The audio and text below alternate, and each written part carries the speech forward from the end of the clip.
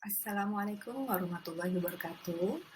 Pada kesempatan kali ini kita akan membahas terkait tata laksana diet pada penderita obesitas dan hipertensi yang merupakan bagian dari mata kuliah dietetik penyakit tidak menular. Baik, sebelumnya saya akan menyampaikan terkait uh, metode pembelajarannya yang akan kita lakukan, yaitu karena masih pandemi, jadi secara daring. Jadi teman-teman mahasiswa bisa mengakses Leads UPNVJ ya. Di situ ada presensi, kemudian materi dan lain-lain bisa diakses di situ. Kemudian nanti ada video-video dari YouTube yang teman-teman bisa pelajari. Kemudian nanti kita akan melakukan diskusi melalui Google Meet. Dalam kelompok diskusi nanti, saya harap teman-teman bisa membentuk 3 kelompok untuk diskusi. Kemudian, setiap kelompok bisa mencari studi kasus di lingkungan terdekat. Bisa itu keluarga, saudara, ataupun teman ya. Jika tidak ada, bisa menghubungi dosennya nih. Kan jika memungkinkan, yaitu keluarga terdekat tersebut adalah juga menderita obesitas atau hipertensi. Jadi jika memang tidak ada, bisa menghubungi dosen ya. Kemudian perwakilan kelompok dari 3 kelompok tadi akan membahas NCP singkat saja ya, singkat saja terkait studi kasus yang ditemukan. Kemudian nanti teman-teman dari kelompok lain bisa memberi tanggapan. Dan setiap kelompok juga bisa menampilkan contoh leaflet diet yang tepat untuk si pasien tersebut. Kemudian alokasinya waktu itu yaitu 100 menit totalnya. Kemudian saya akan presentasi selama 70 menit terkait tata laksana diet. Kemudian nanti teman-teman ada diskusi kelompok 10 menit per kelompok. Dan sehingga totalnya kalau 3 kelompok yaitu 30 menit. Kemudian apa saja yang dipelajari pada topik kali ini? Intinya yaitu pada mata kuliah ini, teman-teman belajar tentang asuhan gizi terstandar. Ruang lingkupnya itu yaitu teman-teman bisa menguasai definisi, etiologi, dan patofisiologi penyakit yang terkait dengan obesitas. Karena obesitas juga ada yang pada dewasa, ada yang pada anak. Kemudian juga terkait hipertensi.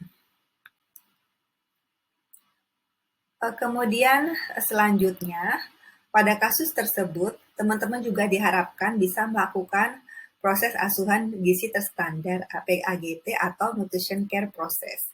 Di situ ada prosesnya yaitu ADIME, Assessment, Diagnosis Gizi, Intervensi, Monitoring, dan Evaluasi. Nanti akan dibahas pada perkuliahannya.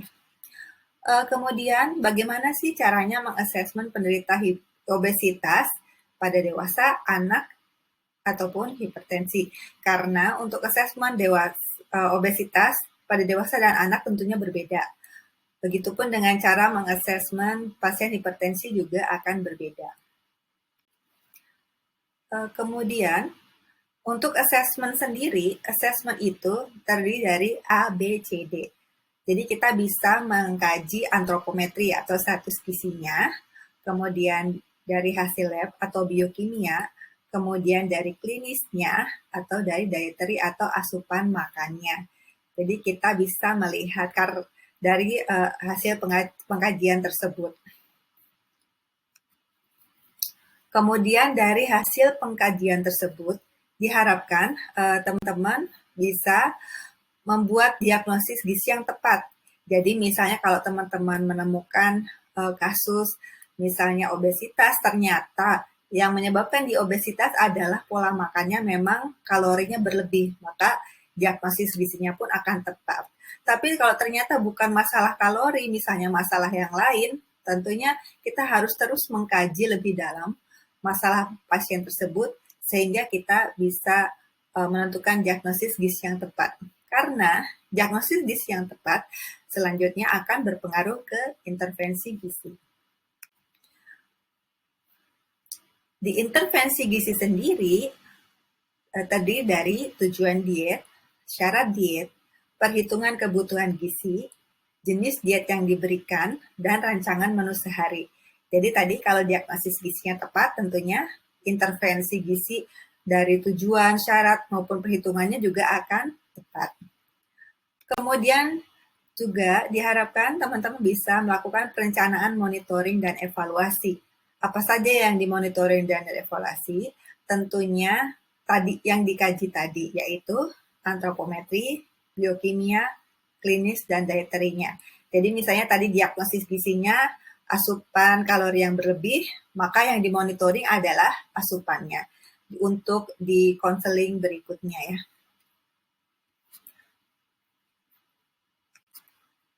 Kemudian juga dari hasil tadi diagnosis gizi, kemudian intervensi gizi yang ditentukan, kemudian teman-teman juga bisa melakukan konsultasi gizi yang sesuai. Tadi sesuai dengan diagnosis gizinya. Tadi kalau misalnya diagnosisnya adalah kalori berlebih, maka konsultasi gizi yang ditekankan adalah bagaimana cara mengurangi kalori. Jika itu memang diagnosis gizinya. Jadi konsultasi gizi disesuaikan dengan tadi yang telah dilakukan dari assessment hingga monitoring evaluasi. Kemudian, teman-teman juga bisa memberikan contoh leaflet diet yang tepat. Di dalam leaflet diet, itu terdiri dari tujuan diet, cara mengatur diet, strategi makannya seperti apa, jenis diet yang direkomendasikannya seperti apa, kemudian juga harus bisa memberikan pilihan makanan yang dianjurkan, dibatasi ataupun dihindari. Kemudian juga di situ di leaflet itu juga ada hasil perhitungan kebutuhan gizi. Kemudian ada pembagian makanan sehari dan contoh menu sehari. Itu yang terpenting dalam sebuah leaflet. Oke, jadi teman-teman nanti bisa melakukan presentasi NCP singkat pada penderita kelompok 1, jadi membahas tentang obesitas. Kelompok 2 membahas tentang hipertensi. Kemudian kelompok 3 membahas obesitas yang disertai hipertensi. Setidaknya teman-teman bisa memiliki gambaran terkait NCP pada 3 jenis penyakit tersebut. Oke. Ini referensinya yang teman-teman bisa baca sebelum perkuliahan nanti. Sampai ketemu di perkuliahannya. Nanti kita diskusi lebih lanjut. Terima kasih. Wassalamualaikum warahmatullahi wabarakatuh.